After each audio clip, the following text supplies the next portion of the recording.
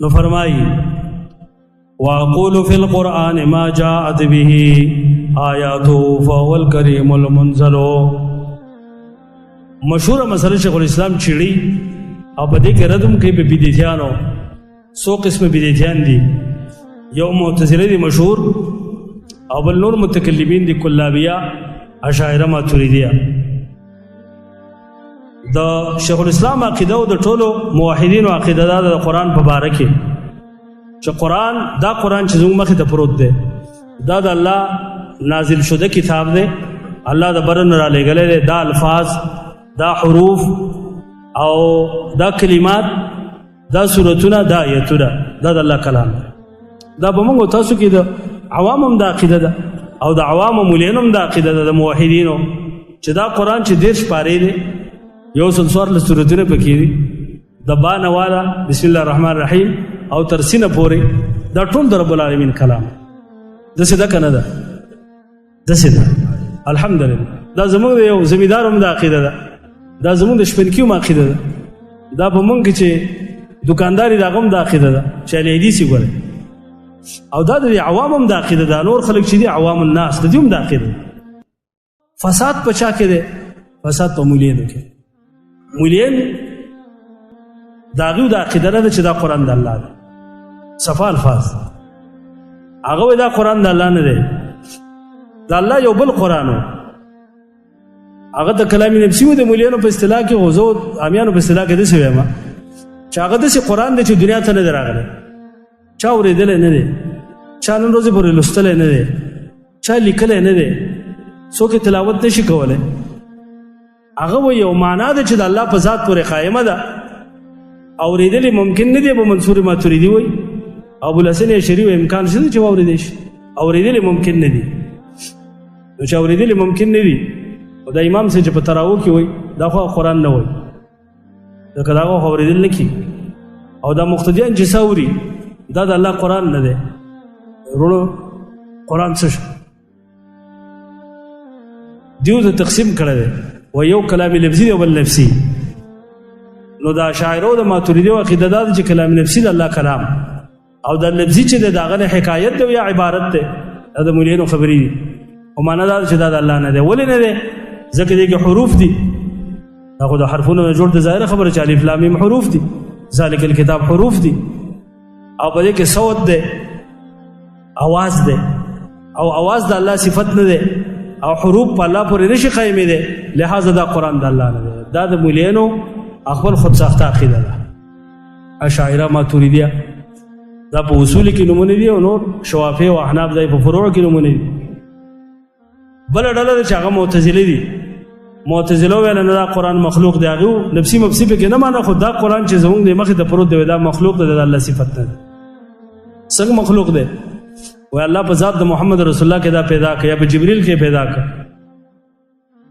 او موسی علیہ السلام چې आवाज اوریدل وای دا په ونه کې الله یو आवाज پیدا کړ، او دا غوونه نه आवाज وشو چې انی انا ربک عیاذ بالله. ونی ویره چې زستا عربی و. نو د ونه او د فرعون څه فرق دی؟ فرعون وای انا ربکم الاعلى، او ونه مو چې انا ربک زستا عربی، په دې ونه او فرعون کې څه فرق شو؟ دا ظالمان دا خبرې کوي. زموږ عقیده دا د شیخ الاسلام چې وایي دا قرآن کریم د الله کلام چې جبرئیل د الله نه اورېدلی، او بیا په 30 کاله کې به محمد رسول الله نازل کړی دی، وقتاً فوقتاً او مختلفو اسبابو. او دا په نبی صلی الله علیه وسلم په 30 کاله کې پوره شوی دی. یو سل څوارلس سورتونه دي، او 10 پارې دی، او د حروفونه او د आवाज نه جوړ دی. ځکه چې کلام کې حروفي، کلام کې چې حرف نه، خو کلام نه، نفسي کلام کې حروف نشته. او صوت پکې دی، आवाज پکې دی، आवाज هم د الله صفت دی، حروف هم د الله صفت دی. نبی سم فرمایلی دی وجدانم چې الف لام میم یو حرف دی، الف حرف ولام حرف و میم حرف. دا په مناظره کې موږ مولینو دی ویلو، دې جواب نه دی کړ. صوت आवाज د الله شته. حدیث د عبد الله بن انیس کې راځي، بخاری کې معلق راوړ دی، او الادب المفرد کې په سند سره راوړی دی. یحشر الله العباد فینادیهم بصوت يسمعه من بعد كما يسمع من قرب. الله به د خپل شان مطابق आवाज وکړي او د الله आवाज به ټول اهل محشر واوري نږدې دی او کلی دی انا الديان. دا د ټولو صحابو د عقیده وا صوت دا د الله جل شانو شته او حروف دا د الله دی او دا کلمات دا د الله. اشاعره ماتوریدیه هغه د لفظي قران د الله نه مني او د یو نږدې کتاب د زتا واستو خیمه هدایت النحو ویل لکه د هدایت النحو یو شر د الهامیه او خو به موږ هدایت النحو درس کوله د الهامیه په کتله دا الهامیه ولا مولا چې د په خرت کړه الته وګوره هغه وایي ته چې قرآن د الله نه دی ته به قسم ولې ورکې ته چې بیامیان ولا قسم ورکې جاره کرا چې د پولی پټي مسله ده په قرآن قسم وکړي نو چې د الله نه دی قسم به څنګه ورکې خو چې دا د الله کلام نه دی ته په میراب کې ولې وې ته چې راځي نن د قرآن ختم دی چې د الله کلام نه دی د دې بځه کو چرته بل شي سر به میر به کوي یا سبل شي وای قرآن څنګه د الله کلام نه دی چې ته په تراو کې وې په مانځ کې وې قرات په کې او دا د الله کلام نه دی او دا غا فاسد عقیدې د زما عزتمند چې په دې امت کې را د نشوي دي او بیا تاسو ورېدلې دي دا شاعرو ماتوریدي اختلاف چې د الله کلام اورېدل کېږي امکان شته که نشته نو ابو الحسن شریف چې اورېدل کېږي اشاعره وایي امکان شته ابو منصور ماتوریدي وایي نه امکان هم نشته ابو منصور ماتوریدي خبر عقل دې نږدې ده ګوره ځکه چې حرف صوت پکې نشته نو څه شی اوري خو فی نفسي فاسده ده غلطه ده او د ابو الحسن شریف اشاعره خبره دا د عقل نوم لري او د نقل نوم لري دا د مولین اختلاف د معتزله مذهب دا چې دا د الله کلام نه دی دا د سنت والجماعت عقیده ما تاسو ویلا کلام د رب العالمین دا د الله صفت فعلیوم صفت ذاتی نوع صفت ذاتی او د کلام او چې کوم افراد دي د صفت فعلی او دا د الله صفت د حروف د الله دي د الفاظ د الله دي د کلمات د الله دي ځکه شیخ الاسلام فرمایي واقول فی القرآن ما جاءت به وایزه د قرآن په باره کې هغه وایم چې په هغه باندې راغلي دي آیاته آیتونه د الله چې الله ویلي دا زما کتاب دی الف لام میم ذلک الکتاب لا ریب فیه انا انزلناه فی لیلة القدر نزل به الروح الامین فانه نزله على قلبك مختلف آیتونه د قرآن په باره کې فهو الکریم المنزل دا قرآن کریم عزتمن کتاب دی د الله او نازل کړی شوی د اسمانونو په دریش کاله کې زمکه ته راغلی دی دا د الله وحی ده دا که دلته لیکلی شوی دی دا لیکلی شوی هم د الله کلام چې لوستی کېږي هم د الله کلام د قاریانو په سینو کې او د علماو په سینو کې هم د الله کلام په غوږونو اورېدل کېږي هم د الله کلام دغه د رب العالمین کلام دی المقروء والمطلوب والمکتوب والمسموع ابن حزم لیکل دي څلور قرآنونه دي بابا د شیخ الاسلام ډېر سخت رد کړی قصیده کې دته وسلو ابن حزم ظاهری دی په ډېرو مسلو د قیاس خلاف دی او په عقیده کې ډېر داسې بیکار عقیده ده وایي قرآنونه څلور دي یو دا قرآن دی چې دا کته لیکلی شوی دی بل هغه قرآن دی چې هغه الله په ذات پورې قایم دی بل هغه قرآن دی چې هغه لوستی کېږي دا پکې بل قرآن دی او بل هغه قرآن دی چې اورېدل کېږي څلور قرآنونه دي نه قرآن کریم یو د زما عزتمندو دا لیکلی شوی اورېدل کېږي لوستی کېږي دا ټول د رب العالمین کلام نور باقی تفصیل لپاره د شیخ الاسلام کتابونه کتل پکار دي واقول قال الله جل جلاله والمصطفى الهادي ولا اتاول دې کې شیخ الاسلام فرمایي وای زه هغه خبره کوم چې الله فرمایلی ده او محمد رسول الله فرمایلی ده دا الله او د رسول الله چې صد الله د صفاتونو په باره کې راغلي دي نو ولا اتاول زه په دې کې تعویل لکم زه تعویل قائل نه الله جل جلاله والمصطفى الهادي ولا اتاول زاغه سویم چې الله فرمایلی دي او هغه نبی فرمایلی دي چې هغه هادي دي هغه چې څه فرمایلی دي قران او سنت کې ولا اتاول زه پاکه د تعویل قائل نه یم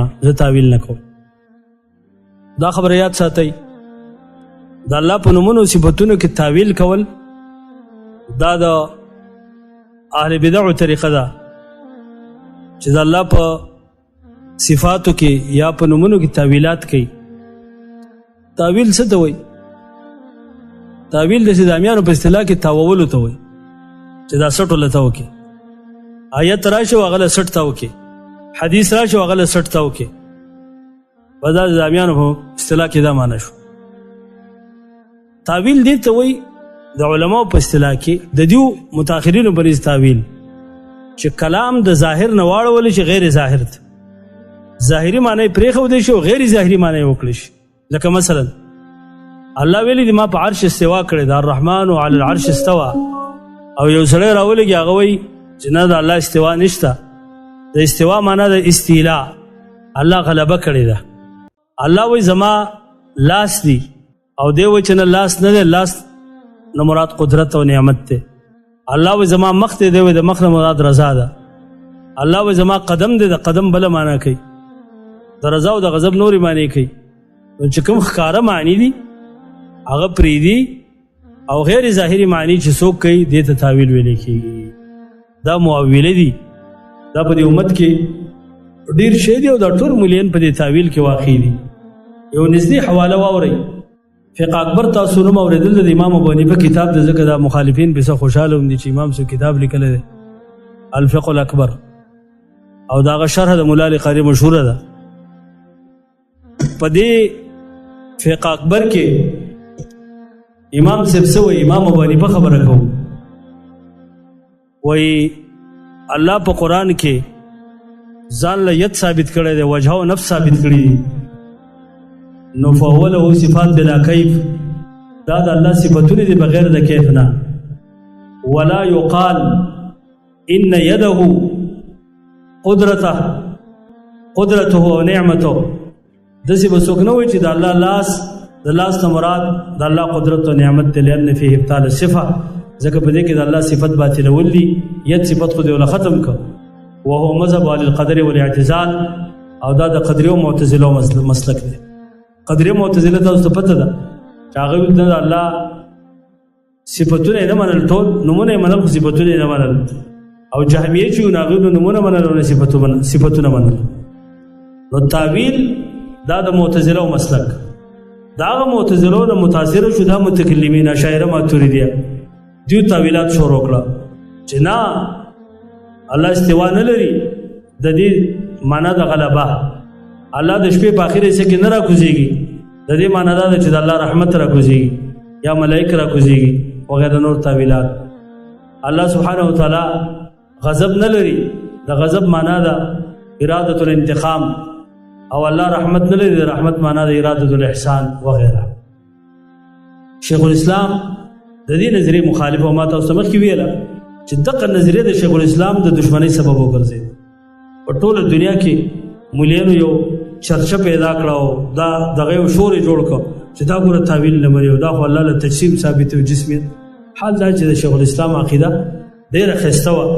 هغه څه فرمایي وجميع آیات صفات امرها حقا كما نقل الطراز الاول، دا وروسته شعر پسې وایي وجميع آیات صفات امرها، ټول آیتونه د صفاتو امرها حقا، زي په دې ظاهر باندې چلومه، په دې حق باندې كما نقل الطراز الاول، لکه څنګه چې پخوانو مشرانو او خسته امامانو دا عقیده را نقل کړه د صحابه کرامو تابعین تبع تابعین. الطراز الاول مراد الجيل الاول چې د صحابو دور تابعین تبع تابعین.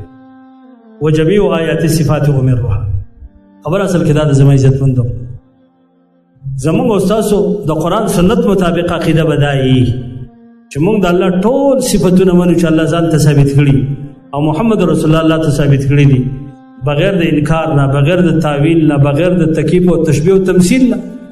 ودا صفات سوچ عقیده الاثبات بلا تشبیه والتنزيه بلا تعطیل، الله نومونو صفاتونه ثابتول به د تشبیه نه، الله د هر عیب نقصان نه پاک ګڼل بغیر د تعطیل. خلق څه کوي بدعتيان، هغه د الله سبحانه وتعالی څوک نومونو صفاتونه مني خو تشبیه کوي، وای د الله نومونو صفاتونه د مخلوق په شان دي، هغه ته مجسمه وي، مشبهه وي. او څوک وای موږ د الله پاکي بیانو او د پاکۍ په ضمن کې د الله د صفات کمال صفاتونه نفي کوي، وای الله دا صفت نه لري او دا نه لري، دا نه وایي ځکه دا د جسم صفات دي، بیا خو الله د جسمیت ثابت شي. حال دا دی چې په دې عامو کتابونو کې تاسو شرقاید او خیالي وغیرہ کې ویلي یو د الله ته صفاتونه ثابتې او دا و صفاتونه د جسم نه دي، دا علم د څه صفت ده، د جسم حیات د جسم قدرت د جسم، اراده مشیت د جسم، کلام د جسم صفت ده، سمع و بصر دا د جسم دی. ته به څه جواب کې؟ مونږ خو به وایو چې الله ثابت کړي ځان له، ته به څه وایې؟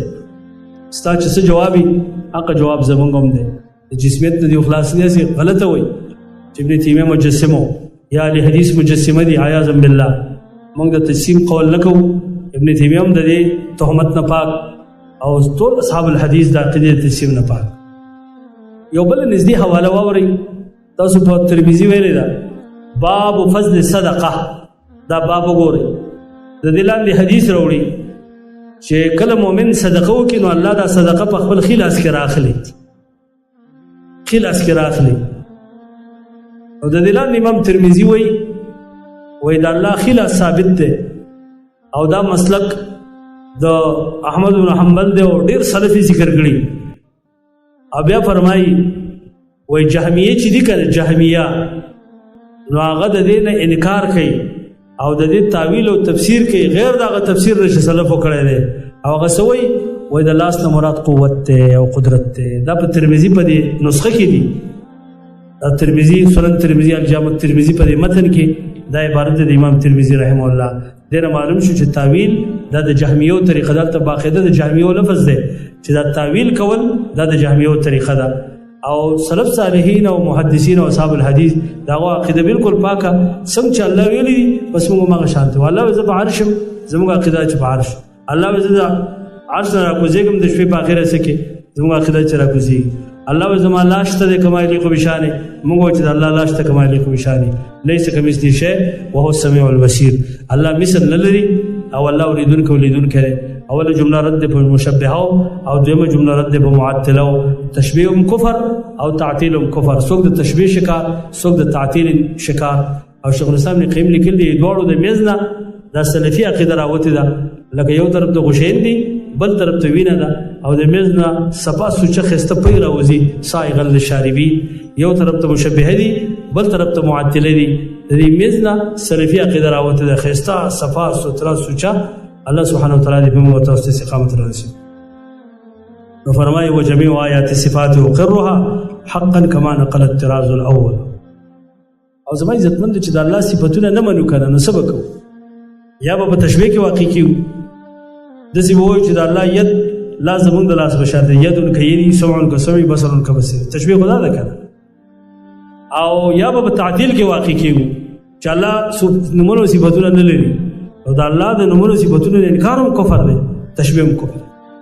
یو بل طریقه په کې پټه بل ده چې دا د تعطیل تلار له چې هغه ته تعویل ویل کېږي. دا مولین وایي ما مونږ انکار هم نه کوو، انکار نه کوو، استوا منو، ید منو، مونږ د الله وجه منو او په منځ کې تعویل کوي. نو دا تعویل لار د تعطیل ده. د دې وجه مونږ درې ګمراهي په داسې خلکو کې جمع کېږي چې هغه د الله د صفاتونو انکار کوي. اول تشبیه، ورپسې تعطیل، ورپسې تعویل. اول تشبیه کوي ویره د الله لاس زموږ د لاس په شان دی وایي. چې کله دا سوچ وکړي نو بیا تعطیل شروع کوي، نشته د الله لاس نشته. نو بیا چې کوم لاس لفظ راغل د لاس په قرآن کې داغه تعویل کوي وایي د دې نه مراد قدرت. اول تشبیه، بیا تعطیل، بیا تعویل. هر معطل چې دا مشبه اولن دی، معطل ثانیاً دی، محرف ثالثاً دی، معاون دی. ځکه شیخ الاسلام زه تعویل هم نه کوم. وجميع آیات صفات وقرها حقا كما نقل الطراز الاول.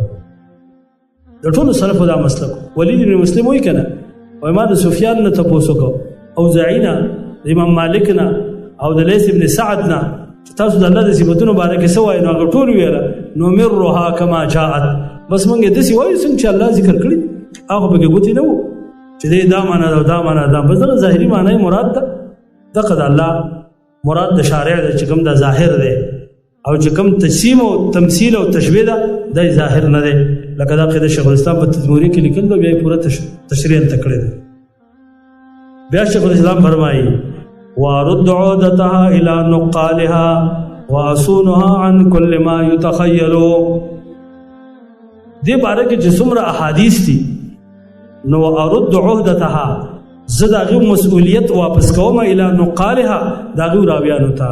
دا حدیث خو موږ ته راویانو را نقل کړی دي چې الله دا صفت لري دا صفت لري دا ټول مسؤلیت د راویانو دی. واصونها عن كل ما يتخيل او زه دا ساتم او د دې حفاظت کوم د هر تخیل او د ظن او د وهم نه. په دې کې موږ د ظن او د وهم نه کار نه اخلو. ځکه امام طحاوي وایي کنه لا تدركه الافهام اوهام ولا تبلغه الافهام. د چا فهم د الله ذات او صفاتو ته نه رسي او د چا وهم په دې کې کار نه کوي. نه به خپل ګمان چلے او نه به خپل عقل چلے، بلکې دا به الله او رسول ته پرېږدي چې بس الله او رسول په حقیقت ښه پوهېږي او موږ به یې دغه ظاهري معنا اخلو او داسې به یې لولو او په دې خپله عقیده ساتو. وارد عهدتها الى نقالها واصونها عن كل ما يتخيل قبحا لمن نبذ القرآن وراءه واذا استدل يقول قال الاخطر. اوس په دې کې شیخ الاسلام رد کوي په هغه چا باندې چې څوک قرآن د الله کلام نه مني او چې نه مني نو دلیل کې څه پیش کوي؟ قول د اختل پیش کوي نصرانی. وایي قبحا